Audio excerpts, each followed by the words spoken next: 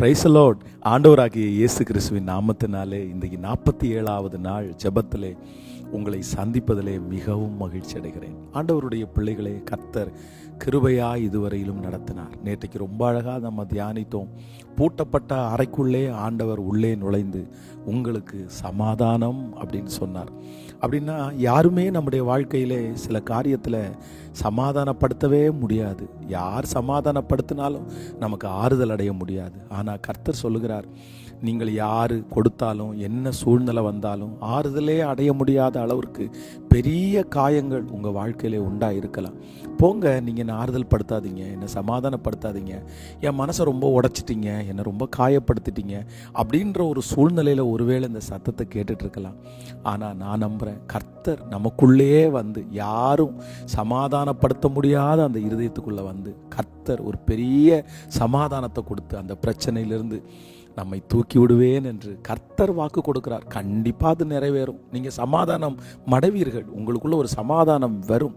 தெய்வீக சமாதானம் உங்களை ஆளுகை செய்யும் என்று உங்களை வாழ்த்துகிறேன். ஆண்டவருடைய பிள்ளைகளை, ஒவ்வொரு நாளும் ஒவ்வொரு ஞானத்திற்காக நம்ம ஜெபித்து கொண்டிருக்கிறோம். இன்றைக்கு ஒரு மிக முக்கியமான ஒரு ஞானத்திற்காக நம்ம ஜெபிக்க போகிறோம். வாசிக்கலாம். என்னாகமம் 16ஆம் அதிகாரத்தினுடைய 19வது வசனம். அவர்களுக்கு விரோதமாக கோராகு சபைகளையெல்லாம் ஆசரிப்பு கூடார வாசலுக்கு முன்பாக கூடி வரும்படி செய்தான். அப்பொழுது கர்த்தருடைய மகிமை சபைக்கெல்லாம் காணப்பட்டது. ஆண்டவருடைய பிள்ளைகளே, இந்த இடத்துல வந்து கோராகு அப்படின்ற ஒரு மனுஷன் வந்து ஒரு கூட்டத்தை அப்படியே திரட்டி மோசைக்கு விரோதமாக முறுமுறுத்து, இல்லை நாங்கள் எப்படி உங்கள் கூட சேர்ந்து வாழ்வோம் அப்படின்னு சொல்லி ஒரு கூட்டத்தையே பிரிச்சுட்டான். அந்த இடத்துல ஒரு பெரிய சமாதான குறைவு வந்து இப்பொழுது ஆண்டவர் என்ன பண்ணுறாருன்னா, பூமி தன் வாயை திறந்து கோராகையும் அவனோடு சேர்ந்த கூட்டத்தையும் அப்படியே ஃபஸ்ட்டு வேதத்தில் வந்து பூமி அதிர்ச்சின்ற ஒன்றை வந்து இந்த இடத்துல தான் நம்ம வாசிக்கிறோம். அப்படின்னா கோராகு வந்து மோசைக்கு விரோதமாய் அப்படியே ஒரு ஜனங்களை பிரித்து எப்படி இப்படி அப்படின்னு கேட்கும்போது பூமி வாயை திறந்து அப்படியே எல்லாரையுமே உள்ள பூமி அதிர்ச்சியில் இறந்து போயிட்டாங்கன்னு பைபிள் இந்த இடத்துல சொல்லுது. அப்போது இந்த இடத்துல என்ன ஞானம் நமக்கு தேவைன்னா, ஒரு தேவனுடைய பிள்ளை சில இடங்களிலிருந்து நம்ம பிரிவதை குறித்து ரொம்ப ஜாக்கிரதையாக இருக்கணும். அப்படின்னா இந்த உலகத்தில் வந்து சில பொல்லாத மனிதர்கள் இருக்கிறாங்க. என்ன பண்ணுவாங்க அப்படின்னா, சில நல்ல இடத்திலிருந்து உங்களை பிரிச்சிருவாங்க.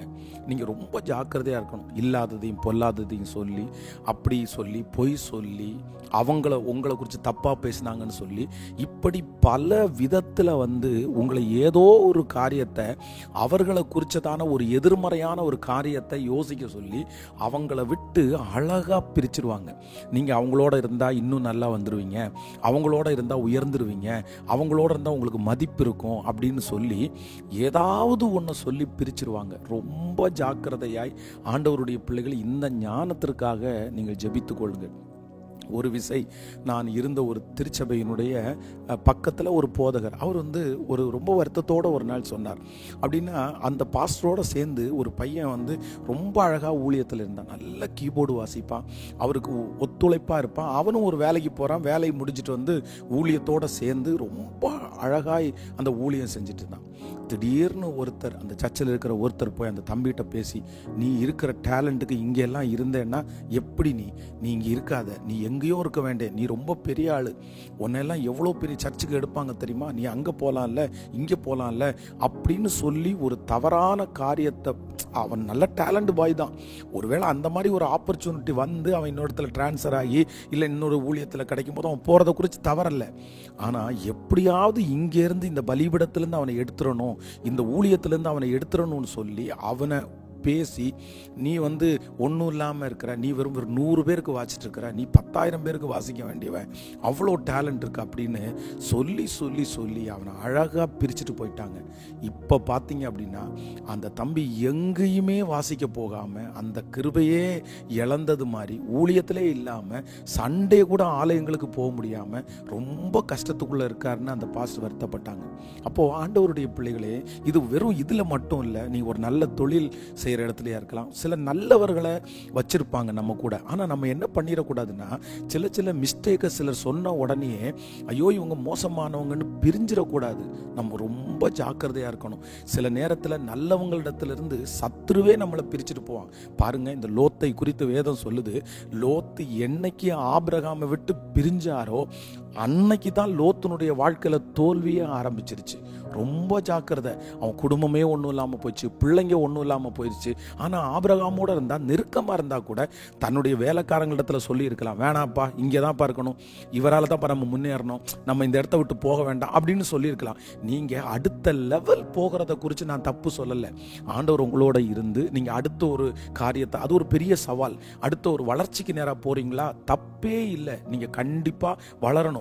ஒரே இடத்துல உட்கார்ந்து அசிஸ்டண்டாவோ இல்லை கீழே உட்கார்ந்தோ அப்படி, அது ஒரு சிலருக்கு ஒரு கிருபை. அப்படின்னா சிலருக்கு அசிஸ்டண்டாவே இருக்கணும்னு அது அவங்களுக்கு அழைப்பு. அவங்க மரணம் வரைக்கும் அப்படியே இருந்து அப்படி அந்த ஊழியத்தை செஞ்சிருப்பாங்க. சிலருக்கு அப்படி இல்லை, ரொம்ப தரிசனம் இருக்கும், வெளியே வரணும், நம்ம பெருசா பண்ணணும், நிறைய பேருக்கு பிரயோஜனமா மாறணும். அப்படி இருக்கிறவங்க நீங்க வெளியே போகிறதை குறித்து தவறல்ல. ஆனா ஒன்று நினைத்து கொள்ளுங்கள், ஆண்டவரா உங்களை எடுத்துட்டு போறதுக்கு முன்னாடி யாரோ ஒருத்தர் உங்கள்கிட்ட சொல்றாங்கன்றதுக்காக, உங்களை அப்படியே உசுப்பேத்தி விடுற மாதிரி பேசுறாங்கன்றதுக்காக, பெருமையா பேசுறாங்கன்றாங்க, தயவு செய்து நல்ல இடத்திலிருந்து நீங்க தயவு செய்து பிரிஞ்சு போகாதீங்க. இந்த லோத்து தன்னுடைய ஆட்கள்கிட்ட சொல்லணும், அவங்க தான்ப்பா நமக்கு ஆடு மாடுகளை கொடுத்தாங்க, நம்ம அவங்க கீழே தான்ப்பா இருக்கணும், பரவாயில்ல அவங்களோட ஒரு பரிசுத்தவானோட டிராவல் பண்றது நல்லதுப்பா அப்படின்னு சொல்ல வேண்டிய இந்த லோத்து அங்க இருக்கிற அத்தனை பேரும் வாங்க நம்ம வெளியே போனோம்னா எவ்வளவு சைன் பண்ணலாம் தெரியுமா சொன்ன உடனே கிளப்பிட்டு போயிட்டாரு. அவ்வளவுதான், அவருடைய குடும்பமே முடிஞ்சிருச்சு. அதனால இன்றைக்கு ஒரு ஞானத்திற்காக ஆண்டவருடைய பிள்ளைகள் தயவா நீங்க ஜெபம் பண்ணுங்க. ஏசப்பா, நான் உங்க சித்தம் இல்லாம நல்லவங்களை விட்டு நாங்க பிரிஞ்சிடக்கூடாது, ரொம்ப ஜாக்கிரதையா இருக்கணும்னு ஜெபம் பண்ணுங்க. ஆண்டவர் உங்களை கிருபையாய் நடத்துவார். கணவனா இருக்கலாம், மனைவியா இருக்கலாம், சின்ன சின்ன விஷயங்கள் ஏற்றத்தாழ்வுகள் இருக்கலாம், அதை காரணம் காமிச்சு பிரிஞ்சிரு அப்படின்னு சொல்றது எந்த விதத்துல நியாயம் இல்லை. அப்ப இன்னொரு இடத்துல போய் இன்னொருத்தரோட சேரும் போது அதை விட மோசமா இருக்கும், நம்ம ஒன்றும் பண்ண முடியாது. அதனால ரொம்ப ஜாக்கிரதையா இருங்க. இந்த ஞானத்திற்காக ஜெபம் பண்ணுங்க. சில இடத்த கர்த்தர் உங்களை நாட்டின இடத்துல வச்சு, கர்த்தர் உங்களை வச்சிருக்கிற இடத்த வச்சு அவரை அனுமதி இல்லாம தயவாய் நீங்க வெளியே வராம அந்த இடத்துல ஏற்ற காலத்தில் கர்த்தர் உங்களை உயர்த்தும்படி அவருடைய பலத்த கைக்குள்ள அடங்கி இருங்க.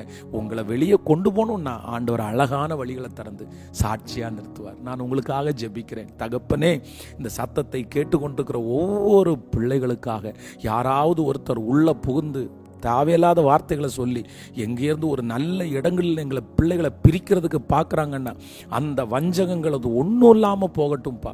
இந்த நாள் என் பிள்ளைகளுக்கு ஆசீர்வாதமாக அமையட்டும். நன்றி. பிறந்த நாளை காண்கிற, திருமண நாளை காண்கிற உங்களுடைய பிள்ளைகளை கர்த்தர் ஆசீர்வதிப்பீராக. மனசார ஆசீர்வதிக்கிறேன். உங்கள் பிள்ளைங்க அனுப்புகிற ஜெப விண்ணப்பத்திற்கு பதில் கொடுங்கய்யா. இந்த 100 நாளையில் இன்னும் அற்புதம் நடக்கலையேன்னு யார் இருந்தாலும் சீக்கிரமாக அந்த அற்புதம் நடக்கட்டும் இயேசுவின் மூலம் பிதாவே, ஆமேன்.